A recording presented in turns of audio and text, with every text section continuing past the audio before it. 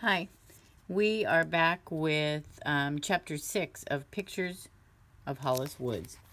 Of course, you know that doesn't mean that we're taking pictures of Hollis Woods. This is the pictures that kind of define her life. The Time with Josie, chapter 6. My head was a round burl of wood, the sea grass dried now, a swirl on top. Josie spent hours over it at the kitchen table, humming to herself. A tray of tiny knives spread out in front of her. It was Monday, early in December, almost dark in the late afternoon. No Chinese dinner tonight. I was making a dish Izzy had taught me. Special deluxe, she had said, and smiled at me. Chopped meat, ketchup, Worcestershire sauce, and cheese, spooned over hot rolls. Salad. Pound cake with confectioner's sugar sifted over the top. It was going to be a special deluxe evening. Beatrice was leaving the next morning for New Mexico, where she'd paint the adobe houses and the desert. I'll come back when the mood strikes, she had said, or when my money runs out. We'll close up the movie until I get back. All week I'd had a pain in my chest. I was waiting to see what the mustard woman would do. School was all right. I kept my head in the books, made A's on 2 tests, and had no friends. But if the mustard woman talked to Josie for more than 5 minutes, she'd know about Josie. Strange how much I wanted to stay. Maybe it was because Josie needed me. I'd never been needed before. Or wanted? Asked a voice in my head. The old man had wanted me, I told myself. So had Izzy, and so had Stephen. Then why? Don't think about that. Think about Josie. A little forgetful, Beatrice had said. Maybe old age. But not always forgetful. There was the afternoon Josie had watched me sketch small pictures on my pad. I remember something. She tapped one red fingernail on her lower lip. There's paper in the attic. I haven't seen it for years. I think it belonged to my father. I climbed the stairs, then bent like a pretzel. I scurried around the low attic, stepping over bags and bushel baskets, stopping to look at boxes of paper-thin Christmas ornaments and yellowed leather gloves. It's pronounced gloves, not gloves. Until I found what she'd told me about, huge pieces of paper, gray and dog-eared. I ran my hands over them, thinking about the day the old man gave me the drawing box. As I had maneuvered my way back to the steps, Josie had called up. There's an easel, too. Beatrice came now, hurrying up the walk. Her hair had been done up in a high pink swirl at the hairdresser's.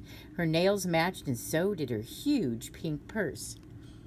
We were ready for her with the pound cake on Josie's best plate and the dishes on the table. We are watching the pale December sun drop behind the trees in the backyard. When Josie went inside for something, Beatrice leaned over. Take care of her, she whispered. I thought of telling her about the mustard woman and the agency, but what if Josie came back? Beatrice saw me frown. Maybe I shouldn't go. Josie, you've wanted to do this all your life.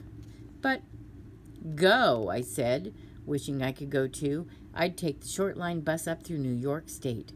It would be early summer again, the first time I'd seen Stephen and the old man playing checkers in the diner. I'd start over. I'd do everything different. Everything. But instead, I'd do it all right. I'd stay with Josie and... I'll take care of her, I whispered. Somehow I said in my head. Beatrice turned over one of my pictures. I'll leave my phone number, she said. I'll write it down. And she patted my hand. I won't be there for the first 2 or 3 weeks. I'll just be traveling around, but just in case. I watched her make careful, even numbers on the paper and turn it over as Josie came back into the kitchen, another one of my pictures in her hand. I didn't take any chances, though. Through the rest of the dinner, I had said the phone number over in my head. I wanted to be sure that I'd remember it. 6th picture, driving the truck. I never showed this picture to anyone. The golden field, me with my head back laughing, my hands at the wheel of the truck. It took 4 or 5 pencils to do this. I started with summer green, iron gray, and beach sand. That was something that Saturday night. Izzy and the old man were going to the movies in town. It's a romance, the old man said, waggling his eyebrows at me. A waste of a good evening. You'll love it, John, Izzy said. There are snacks in the refrigerator and in the cabinet. Snacks all over the place. You won't starve. She leaned out the door. And there's a tin of that hard candy on my dresser. Stephen crossed his eyes. They're so sour they curl your tongue. Not mine. I'd been eating them all summer. I couldn't get enough of them. That's because, he began. I knew he was going to joke about my being sour, but the old man came out the door. I just saw the mess you left in the shed, he told Stephen. Straighten that place up. It's bad enough your room looks the way it does. What's this neatness kick? Did you notice how neat Holly's things are? Without thinking, I put my hand up. Don't, I began, but it came out almost as a breath. Neither one of them heard, or maybe they just weren't paying attention. Stephen unfolded himself from his chair so slowly it seemed as if he weren't moving. Hang in there, Hollis Woods, Stephen said as the old man stamped around the side of the house and started the car. We're going to be out of here in 5 minutes.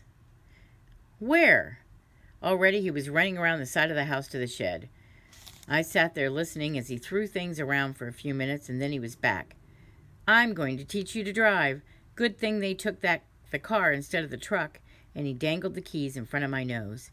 Anyone who can keep her things disinfectant can drive a truck. I don't think, I began. Scared? Never. All right. Don't waste my valuable time arguing. In the back of the evergreens and the row of holly bushes was a flat field.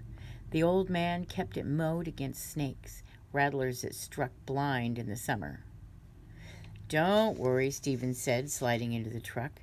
No one's been bitten for about 100 years. Pop worries about everything. Stephen drove as if he'd been doing it all his life. He grinned across me in the suicide seat. Since I was about 8, he said, knowing what I was thinking, I'm going to take the truck up the mountain one day.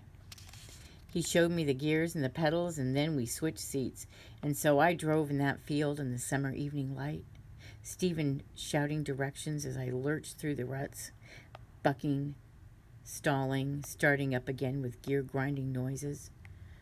Ah, Hollis Woods, he yelled. There's hope for you. I knew it. I pressed my foot down on the gas pedal a little harder. Yahoo! I yelled. It's me driving a pickup truck. Chapter 7. We're stopping there. See you later. Bye.